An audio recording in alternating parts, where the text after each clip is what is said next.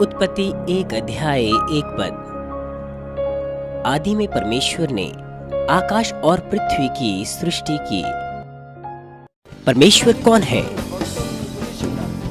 क्या कारण है कि परमेश्वर ने आकाश और धरती की सृष्टि की और उसमें सब कुछ की और मनुष्य जाति की सृष्टि की और उसे इस धरती पर रहने दिया?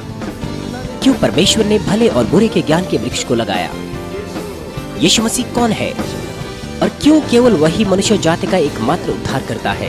जब हम यीशु मसीह पर विश्वास करते हैं, क्यों हम केवल तभी उद्धार प्राप्त करते हैं?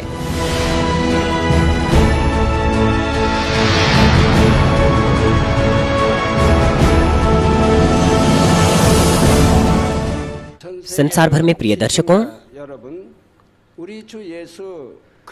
यीशु मसीह के नाम से मैं आपसे मिलकर बहुत प्रसन्न हूँ।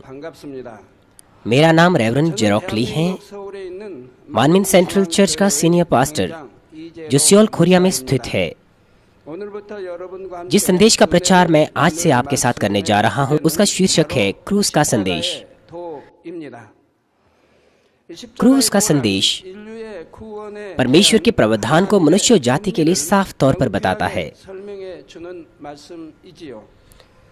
यह एक गहरा भेद है जो समय के शुरू होने से पहले से छिपा हुआ था, और यह हमें परमेश्वर के महान प्रेम और न्याय को एहसास दिलाता है।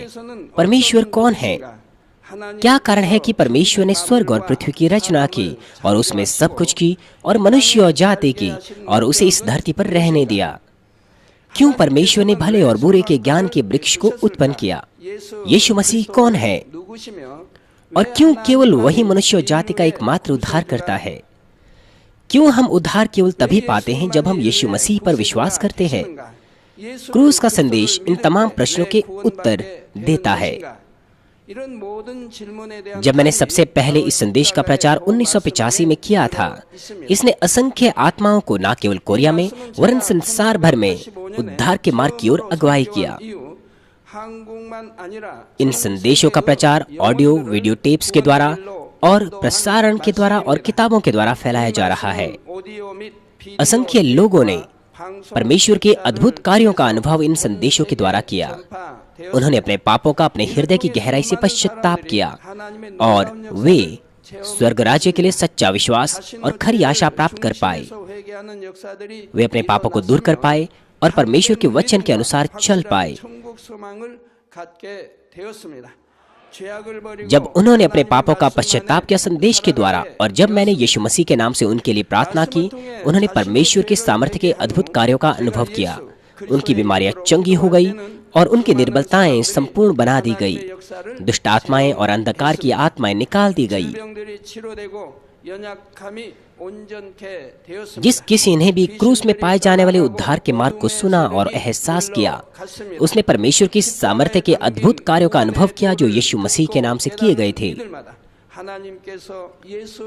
मैं प्रभु के नाम से प्रार्थना करता हूँ कि आप भी इन अद्भुत कार्यों का अनुभव इस क्रूस के संदेश के द्वारा करने पाएं, जिसका प्रचार आज से किया जा रहा है।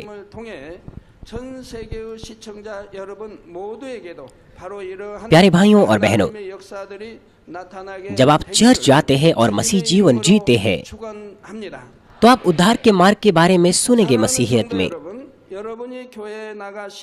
आइए संक्षिप्त तौर पर हम इसकी समीक्षा करें। लगभग 2000 वर्ष पहले यीशु परमेश्वर का पुत्र इस धरती पर मनुष्य जाति को उनके पापों से छुटकारा देने के लिए आया।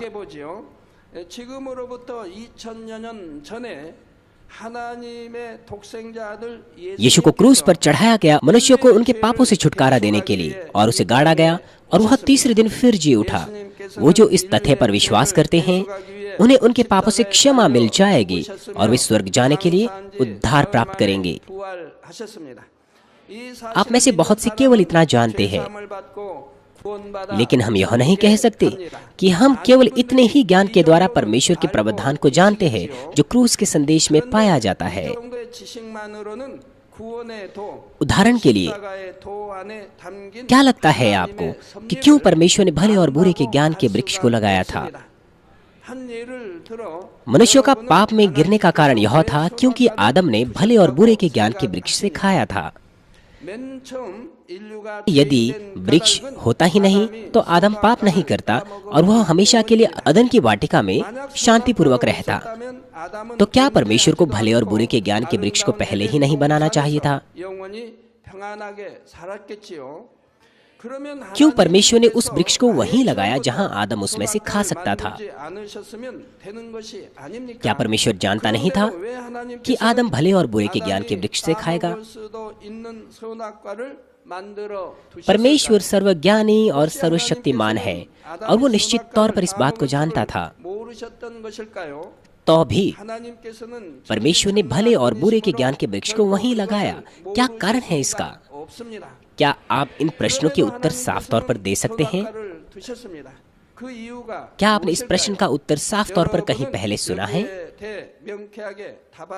हालांकि ऐसा नहीं है कि हमारा उद्धार नहीं होगा यदि हम ना जाने कि क्यों परमेश्वर ने भले और बुरे के ज्ञान के वृक्ष को लगाया था। यदि हम अपने पापों से पश्चाताप करें और यीशु मसीह को अपना उद्धारकर्ता ग्रहण करें तो हम उद्धार प्राप्त कर सकते हैं। लेकिन अगर हम क्रूस के संदेश में पाए जाने वाले गहरे तत्वों को जानें तो हम और भी खरा विश्वास प्राप्त कर पाएंगे। आप परमेश्वर की इच्छा और हृदय को साफ तौर पर समझ पाएंगे और एक विजयी मसीह जीवन जी पाएंगे। आप दुष्ट की अभिलाषाओं को दूर कर पाएंगे और परमेश्वर की संतान के अधिकार का आनंद ले पाएंगे जो कि ज्योति है। आइए एक उदाहरण मैं आपको देता हूँ। जब आप एक संतरा खाते हैं तो इससे आपको लाभ मिलेगा यदि आप उसे खाएं। लेकिन अगर आप जान लें कि इसमें किस प्रकार के पोषक तत्व पाए जाते हैं और कैसे वो पोषक तत्व आपके लिए लाभकारी है तो यह बेहतर होगा। उदाहरण के लिए मान लीजिए आपको पता चला कि संतरे में बहुत सी विटामिन सी होता है जो कि आपकी त्वचा के लिए अच्छा है, आपकी थकान को कम करता है और बीमारियों के विरोध में प्रतिरोधकता को बढ़ाता है। तो फिर आप संतरा केवल तभी नहीं खाएंगे जब आप खाना चाहते हैं, वरन आप उसे खाएंगे क्योंकि वह आपके लिए आवश्यक है।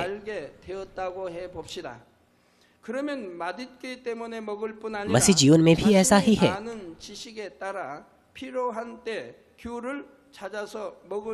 ये कहने के बजाय कि आप केवल विश्वास करते हैं, आपको साफ तौर पर क्रूस में पाए जाने वाले उद्धार के प्रावधान को जानना चाहिए और परमेश्वर की इच्छा के अनुसार जीवन जीना चाहिए। केवल तभी आप बलपूर्वक स्वर्ग के राज्य पर जोर कर सकते हैं, स्थिर विश्वास के द्वारा, और परमेश्वर की संतान होने के नाते आशीषित जीवन जी सकते हैं। मुझे आशा है कि आप क्रूस के इस संदेश की रोटी बनाएंगे जिसका प्रचार आज से किया जा रहा है। मैं प्रभु के नाम से प्रार्थना करता हूं कि आप परमेश्वर के उद्धार के प्रावधान को एहसास करें कि जो क्रूस में पाया जाता है, और यह आपके लिए ताकत और अनुग्रह बनेगा और इसका प्रचार अब से कई महीनों तक किया जाएगा। मसीह में प्यारे भाइयों और बहनों, क्रूस के संदेश में जो पहला हिस्सा आप सीखेंगे वह है परमेश्वर के विषय में बातें। इस संसार में बहुत से लोग कहते हैं कि कोई परमेश्वर है ही नहीं,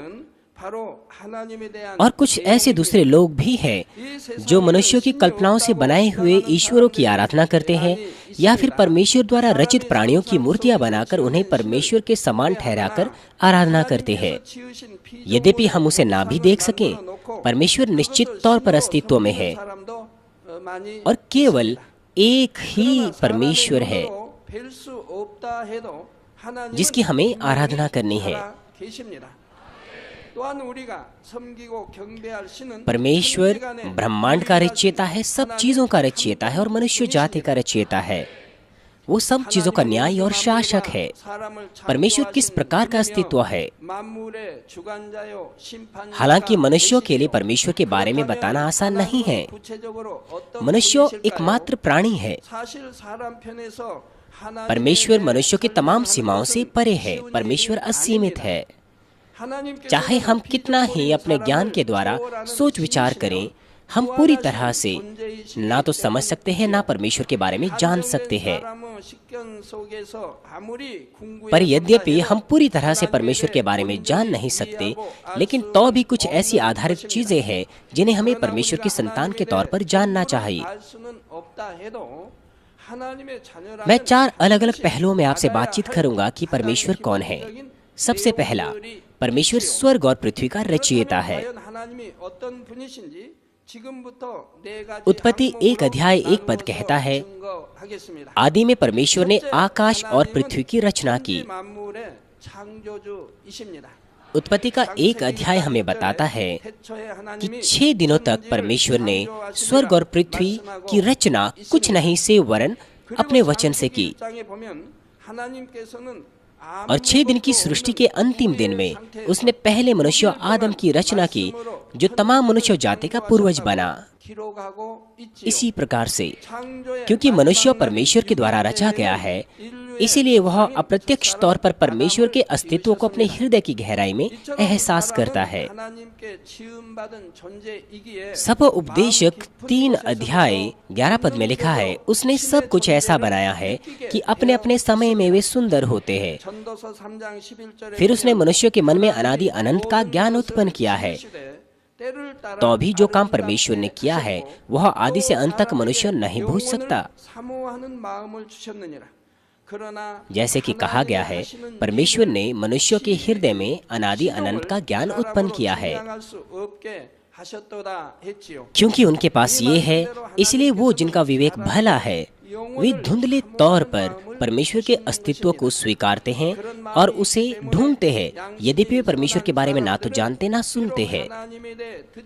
यहाँ तक कि उनमें भी जो ये कहते हैं कि मैं परमेश्वर पर विश्वास नहीं करता, उनमें भी ऐसे हैं जो आने वाले जीवन के बारे में सोचकर डरते हैं, ये सोचते हुए कि क्या हुआ अगर स्वर्ग और नरक हुआ तो।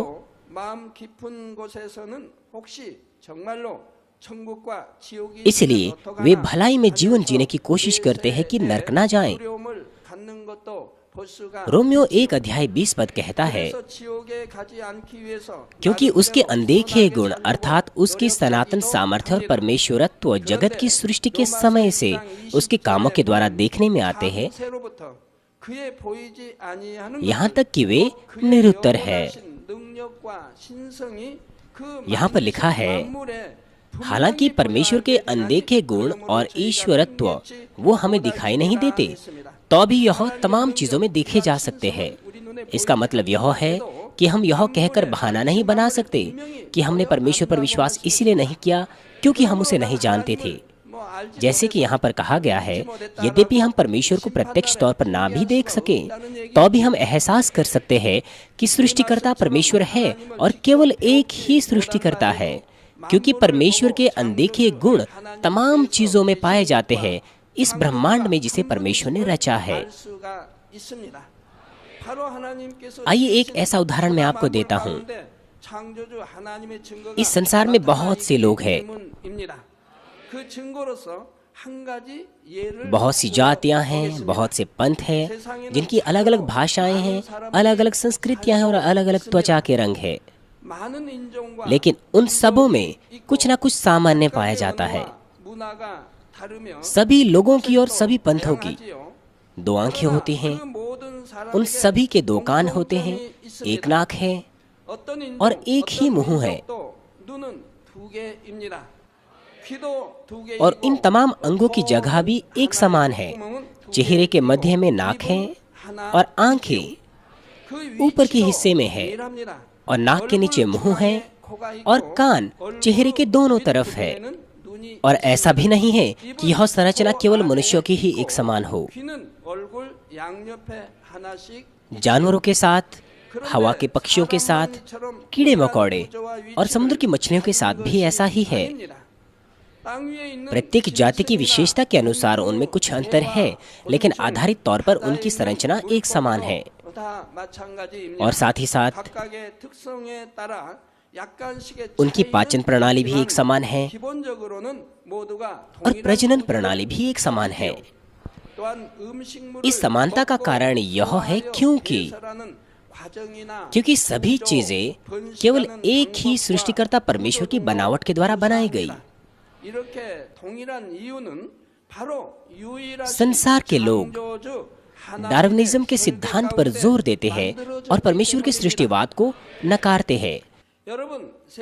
लेकिन अगर मनुष्य जाति जैसे वे कहते हैं वैसे विकसित हुआ होता तो हमारी एक ही संरचना नहीं होती। हम अलग अलग प्रकार के रूपों में और संरचनाओं में विकसित हो सकते थे। और साथ ही साथ यदि सृष्टिकर्ता एक ही नहीं होता तो मनुष्यों और जानवरों का एक ही प्रकार से एक ही समान ढांचा नहीं होता। यह इसीलिए होता क्योंकि यदि बहुत से सृष्टिकर्ता होते तो वे अपने प्राणियों की आकार और संरचना अपनी पसंद के अनुसार बनाते। लेकिन यह देखकर कि लगभग सभी चीजें उनकी एक ही बनावट और क्रिया प्रणाली है, इसे हम निश्चित तौर पर समझ सकते हैं कि उनकी शुद्धता से बनावट और सृष्टि केवल एक ही सृष्टिकर्ता परमेश्वर के द्वारा की गई है। मसीह में प्यारे भाई और बहनों, डार्विनिस्ट कहते हैं कि जीवित प्राणी निचले स्तर के प्राणियों से ऊंचे स्तर के प्राणियों में विकसित हुए हैं। लेकिन उत्पत्ति 1 अध्याय 21 पद में लिखा है, इसीलिए परमेश्वर ने जाति जाति के बड़े बड़े जल जंतुओं की और उन सब जीवित प्राणियों की भी सृष्टि की जो चलते फिरते हैं, जिनसे जल बहुत ही भर गया, और एक एक जाति के उड़ने वाले पक्षियों की भी सृष्टि की। और परमेश्वर ने देखा कि अच्छा है। और साथ ही उत्पत्ति 1 अध्याय 25 पद में लिखा है, सो परमेश्वर ने पृथ्वी के जाति जाति के वन पशुओं को और जाति जाति के घरेलू पशुओं को और जाति जाति के भूमि पर सब रेंगने वाले जंतुओं को बनाया। और परमेश्वर ने देखा कि अच्छा है। समय के गुजरते हुए उनके रूप में थोड़ा सा बदलाव हुआ है, लेकिन परमेश्वर ने सब कुछ उनकी जाति जाति के अनुसार बनाया। मछली से कोई स्थलचर प्राणी नहीं बना और ना ही स्थलचर प्राणी से कोई पक्षी।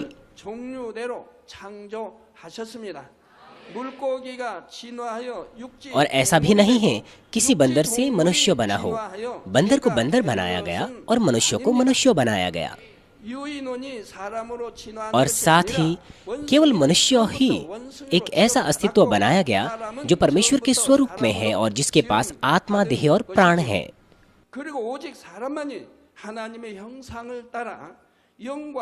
चाहे कोई बंदर मनुष्य के सदृश कितना ही क्यों ना हो, तो भी यह परमेश्वर के अस्तित्व को एहसास नहीं कर सकता, ना ही मनुष्य के समान उसकी आराधना कर सकता है, क्योंकि उसके पास आत्मा नहीं है।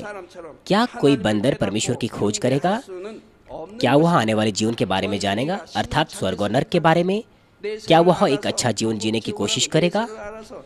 और साथ ही जब हम प्रकृति को देखते हैं, हम सृष्टिकर्ता परमेश्वर के और भी अधिक प्रमाणों को देख सकते हैं। धरती एक दिन में घूमती है और सूरज की चारों ओर साल में एक बार परिक्रमा करती है, और चांद धरती के चारों ओर महीने में एक बार घूर्णन करता और चक्कर लगाता है।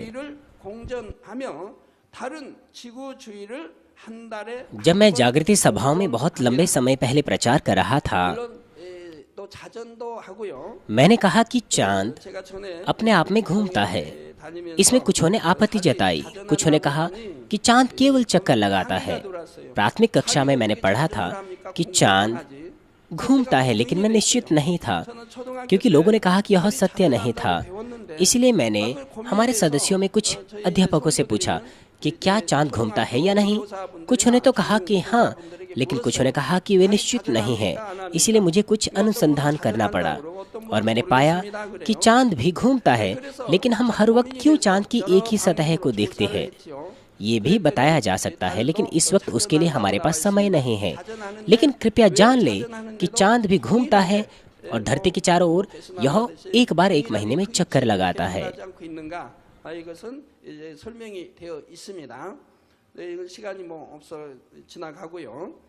इन घूर्णन और परिक्रमाओं के द्वारा हमारे पास इस धरती में चीजें क्रमानुसार चलती है। हमारे पास दिन और रात है, 4 मौसम है, और ज्वार भाटा का उतार और चढ़ाव है, और हवा का बहाव है। स्वर्गीय खंडों का ये सचलन और स्थान उपयुक्त तौर पर स्थापित किए गए हैं ताकि मनुष्य जाति के लिए यह उपयुक्त और ठीक हो और जीवित प्राणी जीवन निर्वाह कर सकें। धरती और सूरज के बीच में अपने अक्ष पर जो दूरी है वह बहुत ही उचित दूरी है। यदि यह सूरज के नजदीक होगी तो बहुत गर्मी हो जाएगी, और यदि बहुत दूर होगा तो बहुत ठंड हो जाएगी।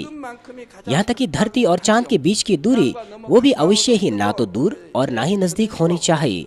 वर्तमान दूरी वो ज्वारभाटा के उतार और चढ़ाव के लिए उपयुक्त है, क्योंकि ज्वारभाटा के उतार और चढ़ाव के द्वारा तापमान और गर्मी बनी रहती हैं और बहुत सी प्राकृतिक घटनाएं होती रहती है,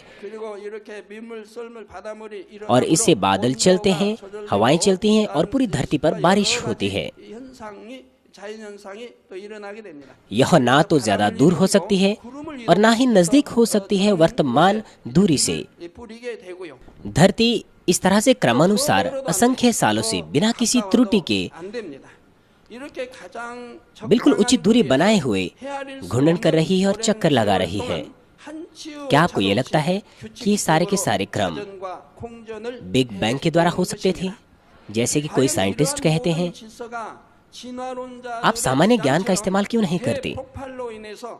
यदि आप एक घड़ी खोलें, उसमें बहुत से छोटे छोटे पुर्जे एकत्र होते हैं बिल्कुल उचित तौर पर, ताकि वो घड़ी चल सके।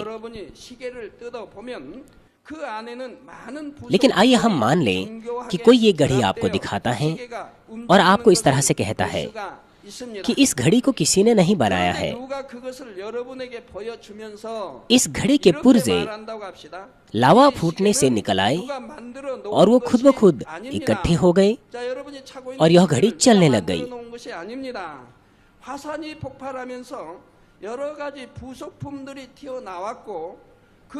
क्या आप इस बात पर विश्वास कर पाएंगे? यदि आप मूर्ख ना हो, आप कभी भी विश्वास नहीं करेंगे। तो फिर ये कहना कि ये संसार और जो कुछ उसमें है वह विकासवाद से बना है, यह कहने से इसका कम मतलब बनता है। तो फिर कैसे इतने बड़े ब्रह्मांड का संचलन, जो किसी घड़ी की तुलना में कहीं ज्यादा उचित और सटीक है, कैसे किसी घटना का नतीजा हो सकता है? कैसे इतना बड़ा जटिल ब्रह्मांड एक कड़े रूप में खुद से संचालित हो सकता है? यह संभव है क्योंकि इस ब्रह्मांड में सब कुछ की बनावट और सृष्टि परमेश्वर ने की है और वही इसे चलाता है। सृष्टिकर्ता परमेश्वर ने अपने सामर्थ्य से इन तमाम चीजों को बनाया है और उसे संचालित करता है। क्योंकि हमारे पास इस प्रकार के प्रमाण है, इसीलिए कोई भी बहाना नहीं बना पाएगा अंतिम न्याय के दिन में। कोई भी नहीं कह सकता कि मैंने सोचा कि कोई परमेश्वर है ही नहीं।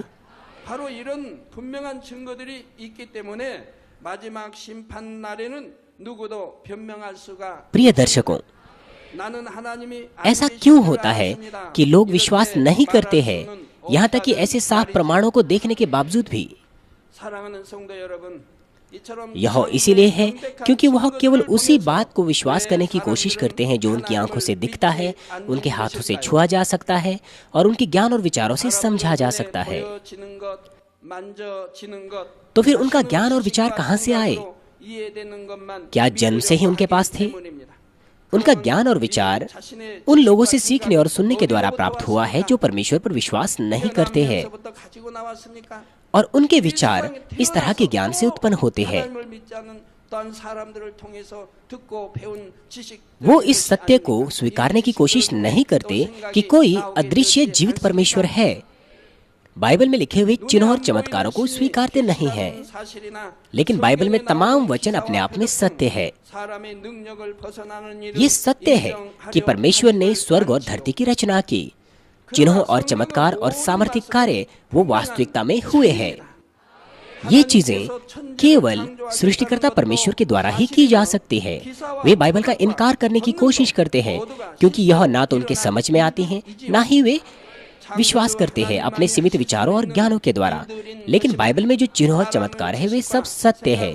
यूहन्ना 4:48 में लिखा है, यीशु ने उनसे कहा, जब तक तुम चिन्ह और अद्भुत काम न देखोगे तब तक कदापि विश्वास न करोगे। हालेलुया। सर्वशक्तिमान प्रेमी पिता परमेश्वर, कृपया अपना हाथ तमाम भाइयों और बहनों पर रखें जो यहाँ पर इस प्रार्थना को ग्रहण कर रहे हैं, उनके हृदय में विश्वास को बोइए और उनके नकारात्मक विचार और शक को दूर कीजिए। तमाम क्लेश और आजमाइशें उन्हें छोड़ के चले जाएं। पवित्र आत्मा की आग के द्वारा सिर से लेकर पैर तक उनके तमाम बीमार और दर्द भरे अंगों को जला दीजिए। यीशु मसीह के नाम से मैं आज्ञा देता हूँ, शत्रु, दुष्ट और शैतान, तमाम बीमारियां, रोगाणु, विषाणु और निर्बलताएं दूर हो।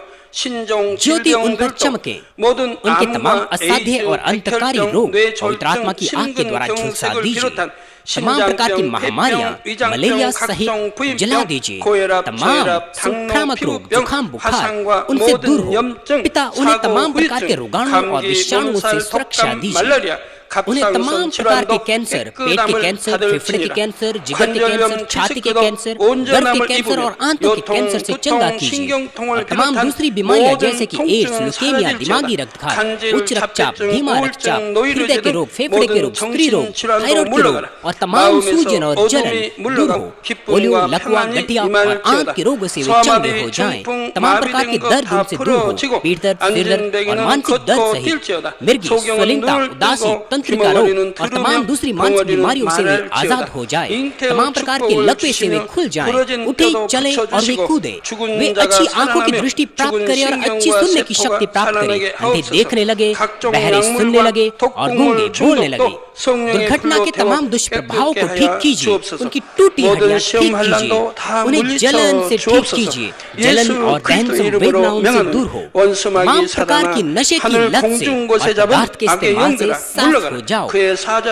पिता, मृतक कोशिकाओं, उत्तकों और तंत्रिकाओं को फिर से ठीक कीजिए और मृतकों को जिला दीजिए। उन्हें आशीष दीजिए गर्भधारण की। पिता, उन्हें गर्भधारण की आशीष दीजिए।